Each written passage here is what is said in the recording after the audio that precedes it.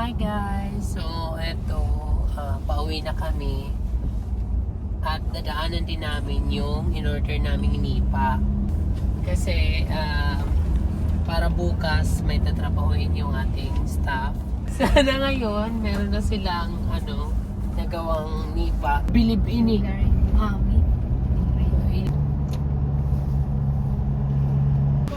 So, pay na, dadamo yan na staff.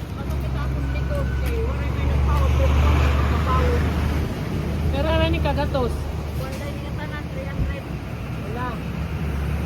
Adi ako na lang din magpapawod. Ikaw pa'y nay, may dagyap kayo madadara. Wait, tira na. May dagyap pa'y nanti niyo, paya niyo. Tira na ito tanan. Pasul pala. Ay, kinin. Lalaki. Oh, laksi ka dila. Kaya ito tako na tayo. Ako na, tinig. Dito ka, Dorothy. Ay, bago pa lang. Ay, ganda. Big.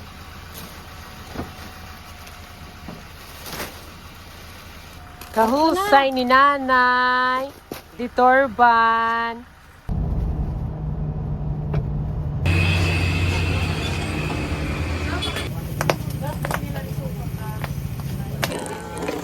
Kami pinasawa. Yeah, Merry Christmas.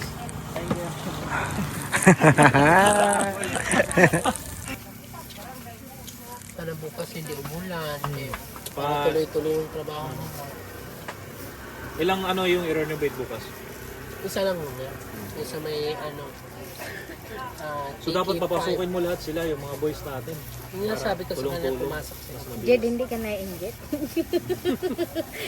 Di bang parap naman yung tubig? Ito nga babae niya agad ng usa.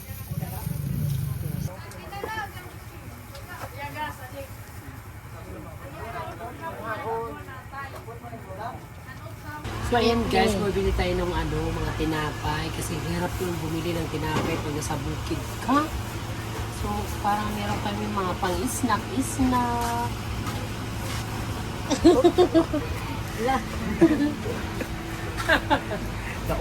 Kilala mo yun, Shed? Thank you. Salamat. Burlang ka man. At bago kami umuwi, diniskarga muna yung mga nipa sa The Island Natures para maaga makapagsimula kinabukasan.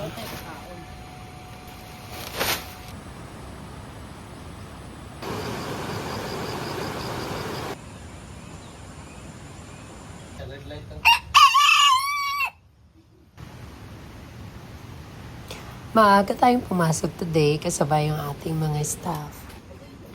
Hello guys, good morning. Good morning guys. Good morning everyone. Good morning.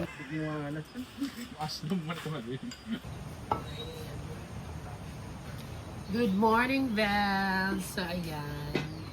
Today, sisimulan na natin yung ating renovation project. Kasi nakakuha tayo ni kagabi. And, tuloy-tuloy din ng clearing. Nandito na si Grace. Of course, nandito na yung The Island team. Yung ating mga boys, yung mga sisipag na boys. Guys, today, 2 Leo, tsaka isang non Mark, ma-assign ka nga to ha, pag Kibuan. To si Nunno nag-cross cutter. Ay, may naka-uniform ka, kay taga-abot ka man lang to era. Kasi, back up ka namon pag, if ever, damon order. Tapos si Grace, beddings, Tiny, 2, Nipahat 3. Pagkatapos mag-breakfast ng lahat ng staff, pinadala ko kay Nonnon yung ating grass cutter dahil tuluyan na nga hindi ito gumagana. Dinala na namin to sa expert, kina JR. Kailangan na kasi maayos na kaagad yung grass cutter habang okay pa ang panahon na hindi pa para malawak na at matapos yung mag-grass cutteran bago pa umulan.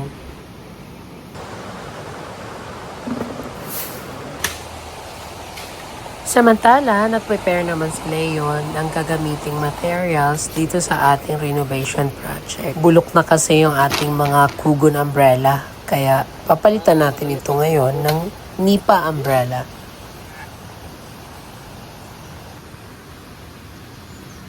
Ipinaliha ko na din kay Lozano yung mga may kalawang na part para ma-prevent at mapinturahan na kaagad ito bago pa ma-install yung ating Nipa.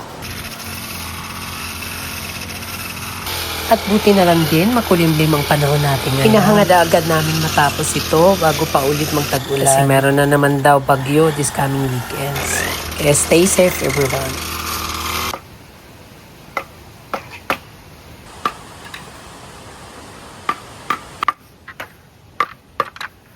Ihinanda na ni Leo yung materials na gagamitin kasi para makapag-install na sila today ng Nipa para sa ating Nipa umbrella. Thank God na nga lang din kasi hindi na natin poproblemahin yung mga ganitong klaseng materials kasi meron na ito dito mismo sa ating farm. Nag-iisip ako kung saan ba may magandang nagpiprint ng mga long sleeve t-shirt.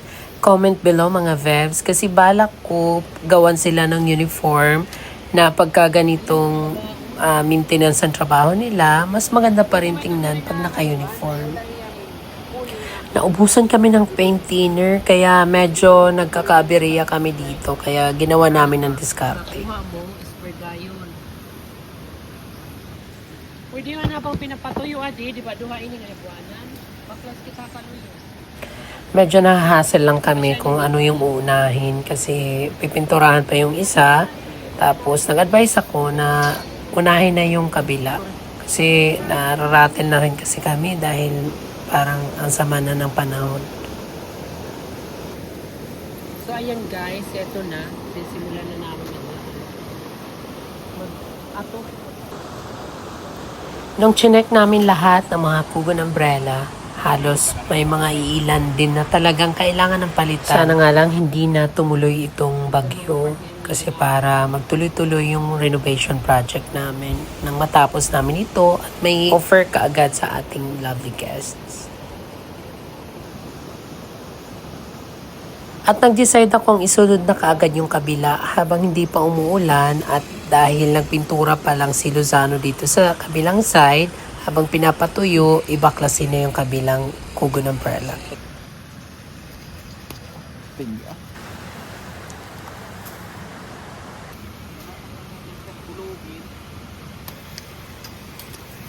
Sa ganitong lugar namin na palaging mahamog or mafog, hindi advisable yung Kugon.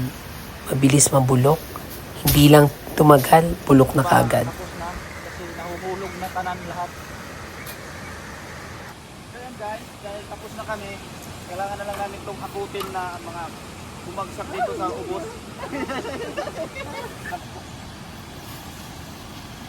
Laban lang ng laban.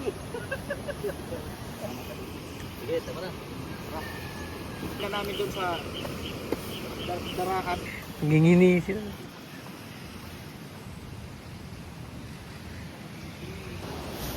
Before lunch break, snack time. Guys, tara na.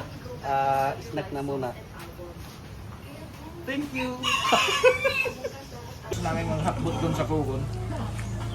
Nagmemerin na kami ng Cake. Halo kami ngayon ng gin. So ayun guys, kasi kumain ako ng cake. Kailangan na natin ng panulak na pamelo. Cake ini? Ah, taki. Ay, pagkuha na kay ako nito vlog. Nakon. So ayun, pagkatapos ng cake, ito na naman, may tarap na naman. Thank you kayo, mama. At pagkatapos ng snack, bumalik na kaagad kami ulit sa aming mga trabaho.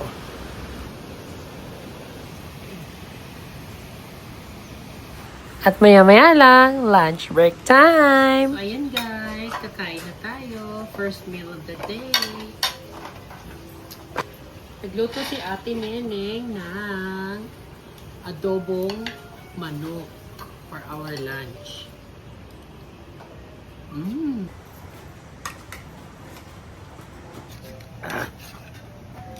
Ngug to. Ang sarap te. Ang sarap.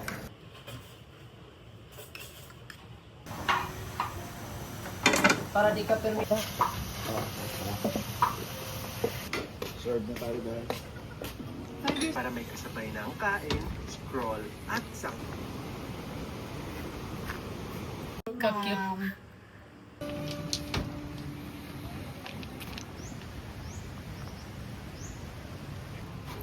Awaray man makita.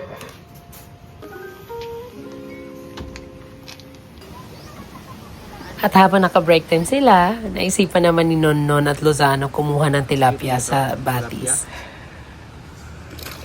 Push! Push mo, Milky. Kaya mo yan.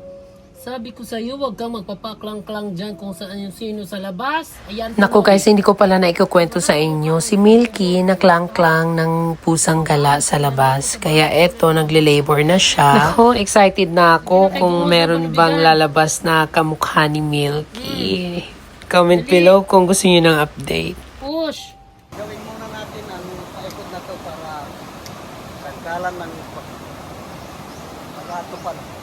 Alam nyo guys, grabe yung maintenance ng native materials at lalong-lalo na ang maintenance din sa pagka-grass cutter. Litro-litro yung nauubos ng gasolina at maintenance din sa grass cutter. At lalong-lalo na yung ibabayad sa manpower. Tapos yung iba minsan nagagalit pa kung bakit meron kaming sinisingil na camper fee. Nililisan lang natin yung mood. Let's go!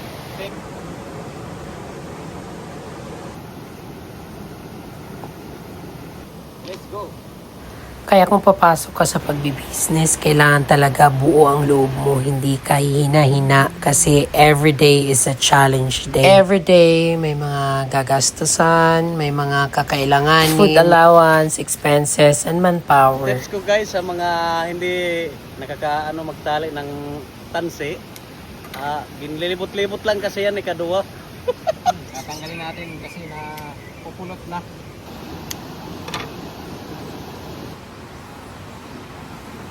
Nandyan po ba kayo sa malaking imani at malawak? Huling tali na to guys, mag-aatip na kami ng pawid. Mag-umpisa na kami mag-atip ng pawid. Guys, paki-comment naman kung tama na yung Tagalog namin. Kasi minsan pa lang kami nakapunta ng Maynila. Madalas ngayon lang, kakulop lang. Diba? Yung, very good. Dali. Para sa mga hindi nakakaalam, minimum yung pasahod namin sa mga staff. Iba pa yung pasahod ko pagka may kinukumpuni sila maintenance. At libre pa sila sa pagkain. Iba kasi pag binubusog mo yung mga workers, iba yung ngiti at sigla nila.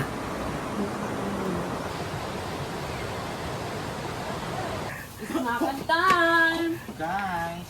Ay, babae. Thank you very much.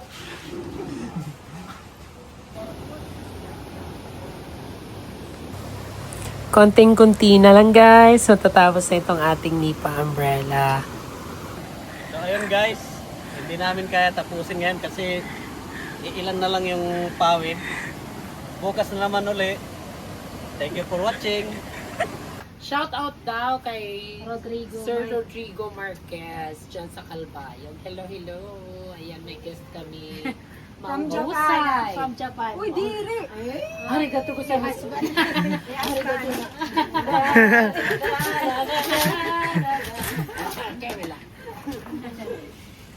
Vlog. At sa kakaibang vlog, hello, hello, subscribe.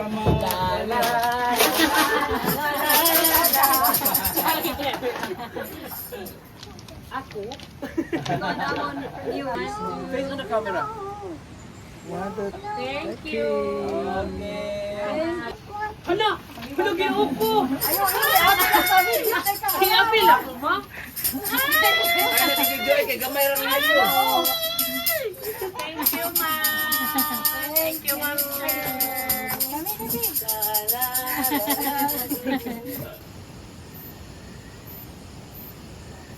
Blessing tayo ngayon, bibilangin natin.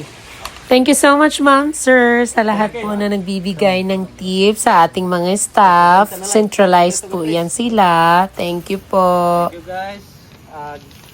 Guys, Tomorrow again. Guys, bye-bye. Thank you guys so much for watching. Please like, share, and subscribe. Besos. Mwah.